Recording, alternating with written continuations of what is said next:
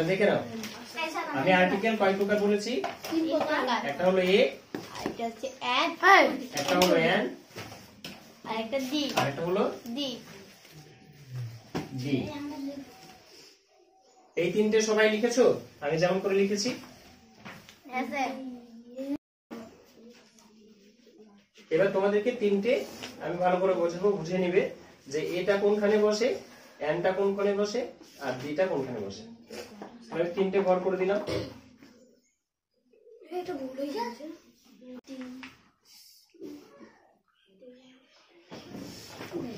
আচ্ছা, এবার আমি তোমাদেরকে যেটা বোঝাবো এটাই হলো আসল। এটা যে মাথায় ঢুকিয়ে নিতে পারবে সে শিখে যাবে আর্টিকেল প্রিপোজিশন। প্রথমে এ দিয়ে স্টার্ট করছি। ইংরেজিতে বর্ণ আছে কটা, লেটার আছে কটা ইংরেজিতে? 26টা, তাই তো? এ থেকে জেড পর্যন্ত। সেগুলো যদি আমরা পরপর লিখি এ থেকে জেড পর্যন্ত, তাহলে আমরা এক জায়গায় পাবো, প্রথমেই পাবো এ কে। সবার প্রথমেই আছে এ। এ এর বাংলা মানে হচ্ছে একটি। এ বাংলা মানে কি? একটি। এবার যদি আমি বলি একটি বল, তাহলে কি হবে? একটি বল মানে কি? এ বল, বল, এ বল মানে একটি বল। আমি যদি বলি একটি ব্যাট, তাহলে কি হবে? এ ব্যাট মানে একটি ব্যাট। আমি যদি বলি একটি গরু, এ কাউ। আমি যদি বলি একটি কলম, এ পেন। আমি যদি বলি একটি পুতুল, এ ডল। এ ডল মানে একটি পুতুল। দেখো আমি যতগুলো লিখেছি সবারই সামনে কে আছে? সবারই সামনে এ আছে। বেশ, এবার দেখো যেটা আমি বল লিখেছি, বলের সামনে কে আছে? বি। ব্যাট লিখেছি, ব্যাটের সামনে কে আছে? কাউয়ের সামনে কে আছে? পেনের সামনে কে আছে? ডলের সামনে কে আছে? এই সামনে যে লেটার গুলো আছে একে বলা হয় কনসোনেন্ট বা ব্যঞ্জন বর্ণ। বাংলাতে তোমরা জানো স্বরবর্ণ আছে আর স্বরবর্ণের ব্যঞ্জন বর্ণ, তেমনি ইংরেজিতেও আছে ভাওয়েল আর কনসোনেন্ট। যদি সামনে কনসোনেন্ট থাকে তাহলে তার আগে এ আর্টিকেলটা বসে। কি বললাম? এ আর্টিকেলটা বসে। হ্যাঁ, সামনে যদি কোনো ওয়ার্ডের সামনে যদি ভাওয়েল না থেকে কনসোনেন্ট থাকে তবেই এ বসাতে হয়। আর যদি কনসোনেন্ট না থাকে তাহলে এন বসাতে হয়। তাহলে এনটা আমরা করি তাহলে বুঝতে পারবো। প্রথমে এন এর মানে জেনে নিই। এন এর মানেও হচ্ছে একটি। একটি। তোমরা সবাই লিখছো আমার সাথে? স্যার লিখবো? তোমরা আমার সাথে সাথে একটু করে লিখে নেবে, ঠিক আছে? আপনি আগে বুঝিয়ে দেন তারপর লিখবো। তাহলে হয়ে যাবে। আর যে লাস্টে লিখবে লাস্টেও লিখে দিতে পারো। আমি লাস্টে লিখবো। আগে বুঝে নিয়ে লাস্টে লিখে নিতে পারো। তাহলে এন মানে কি বললাম? এন মানে একটি। তাহলে যদি আমি বলি একটি পেঁচা, এ আউল না, এন আউল। হ্যাঁ, এন আউল। ঠিক আছে। আমি যদি বলি একটি ছাতা, an umbrella. An umbrella, umbrella, B R E L L A, an umbrella. ঠিক আছে। আমি যদি বলি একটা বুদ্ধি, এ এন। বুদ্ধি ইংরেজি কি? একটা উপায়। বুদ্ধি বলে না? আমার মাথায় একটা প্ল্যান। আমার মাথায় একটা আইডিয়া এসছে। আইডিয়া। হ্যাঁ, তাহলে অ্যান আইডিয়া, অ্যান আইডিয়া। আমি যদি বলি একটি ডিম, এ এন এগ। অ্যান আমি যদি বলি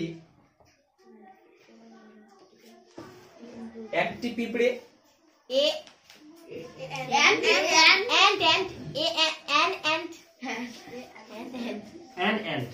এবার তোমরা দেখো যতগুলো আগে লিখেছি সবার আগে কি আছে? অ্যান আছে, তাই না? হ্যাঁ। তাহলে তোমরা এবার মনে মনে প্রশ্ন করবে, এটাও একটি পেঁচা আর এটাও একটি বল, তাহলে এর আগে এন বসলো আর এর আগে এ কেন বসলো? আমি তো প্রথমেই বলে দিয়েছি যদি সামনে কনসোনেন্ট থাকে তাহলে এ বসে, আর কনসোনেন্ট না থাকলে এন বসে। তাহলে এগুলো কি কনসোনেন্ট নয়? ও, ই, আই, ইউ, এ এগুলো কনসোনেন্ট নয়? এগুলো কনসোনেন্ট নয়, তাহলে এগুলো কি? এগুলো ভায়েল। রাইট, এগুলো হলো ভাওয়েল। এদের সামনে যেগুলো আছে ও, ইউ, আই, ই এন্ড এ।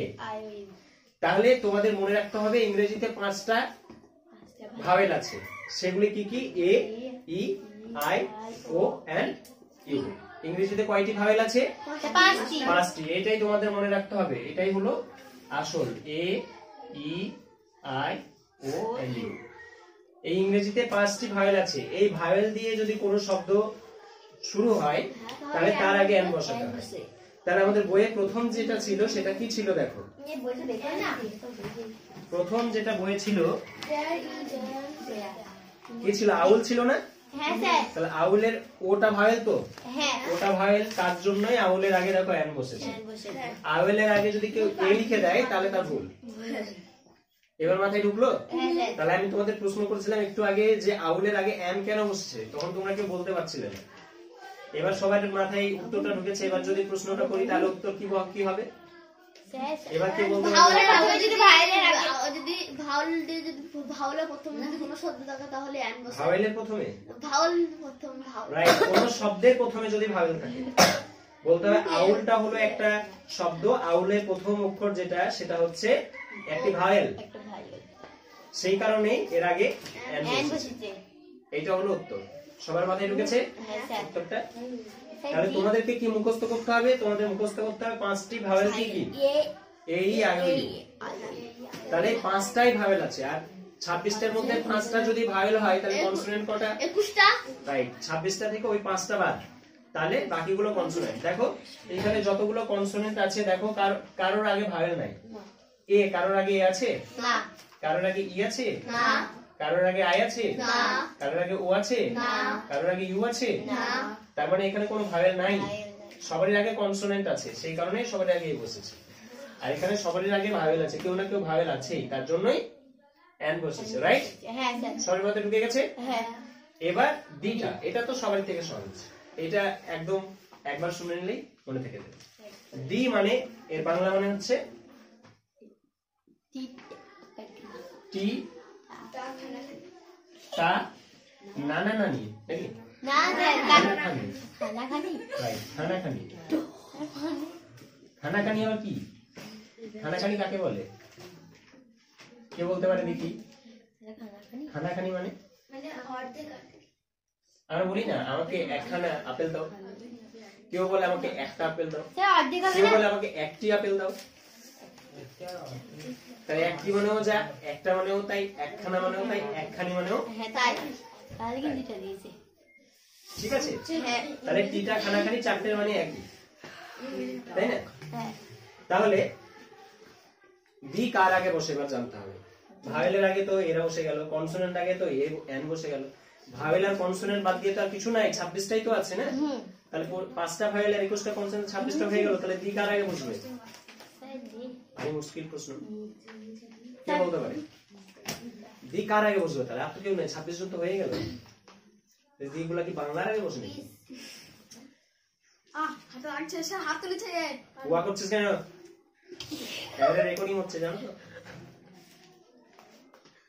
আচ্ছা, স্যার মুখ দেখা গেছে না? বোর্ড দেখা যাচ্ছে তো? হ্যাঁ। তাহলে ঠিক আছে। বোর্ড দেখেই তো ইউটিউবটা হবে না, আমার মুখ দেখে কি করবে? আমি তার যে বুকে কেন লেখাপড়া বোঝা যাচ্ছে? হ্যাঁ স্যার, সব বোঝা গেছে। Very good. এটা কি করা হয়নি স্যার? তাই করা বোঝা যায় না স্যার। আচ্ছা রেকর্ডিং চলবে। হ্যাঁ চালু আছে, এটা মেয়ে বুঝে চালা নাই। পুলিশ তারপর কি হয়? পুলিশ। আচ্ছা এবার বুঝিয়ে দিই ডিটা কোনখানে বসে। আমি কিছু জিনিসের নাম লিখছি, সেটা তোমাদের দেখতে হবে।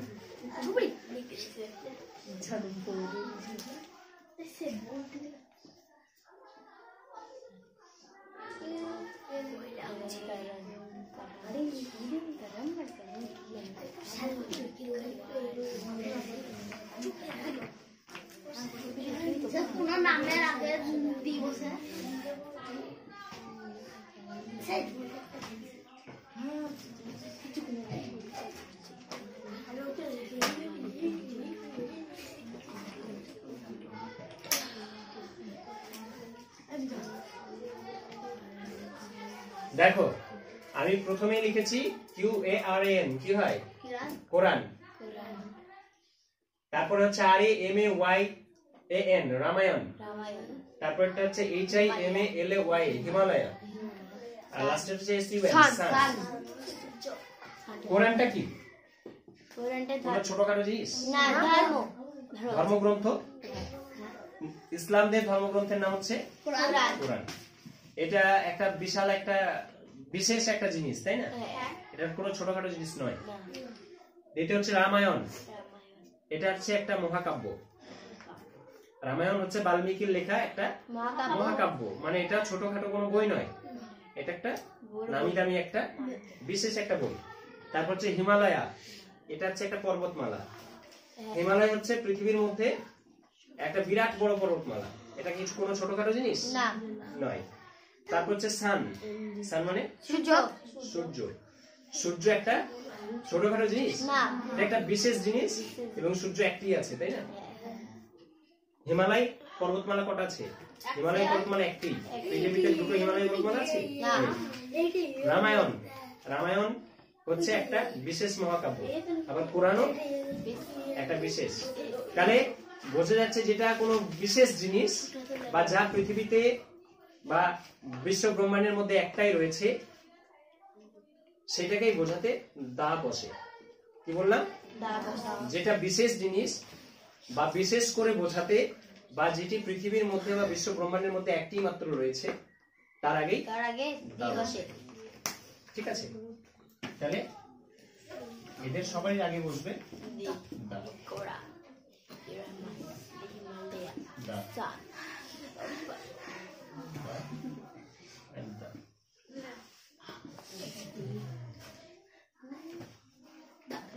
হয়েছে?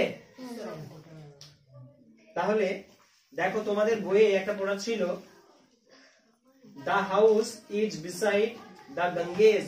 গঙ্গেজ মানে হচ্ছে গঙ্গা। গঙ্গা ভারতের মধ্যে, পৃথিবীর মধ্যে গঙ্গা কটা? একটাই গঙ্গা। গঙ্গা মানে একটা বিশেষ নদীকে বোঝাচ্ছে। গঙ্গা মানে কি সমুদ্রকে বোঝাচ্ছে? গঙ্গা মানে একটা বিশেষ নদীকে বোঝাচ্ছে। সেই নদীটার নামই গঙ্গা, অন্য নদীটার নাম গঙ্গা নয়। তাহলে সেই বিশেষ নদী গঙ্গা বলে তার আগে দি বসেছে। আমি যদি বলি এ গঙ্গা, তার মানে একটি গঙ্গা। তাহলে একটি গঙ্গা বললে পারে মনে হবে দুটো গঙ্গা আছে, তিনটে গঙ্গা আছে, তাই মনে হবে। কিন্তু দুটো তিনটে কি গঙ্গা আছে? নাই। তার জন্যই গঙ্গা। আমি যদি বলি এ পেন, মানে একটি কলম। কলমটা একটা আছে, দুটো আছে, অনেক কিছু কলম আছে। কিন্তু আমি যদি বলি দি পেন, তাহলে হবে না। কিন্তু আমি যদি বিশেষ একটা কলমটাকে বলি, যদি বলি give me the red pen, কি বললাম? Red pen, give me the red pen.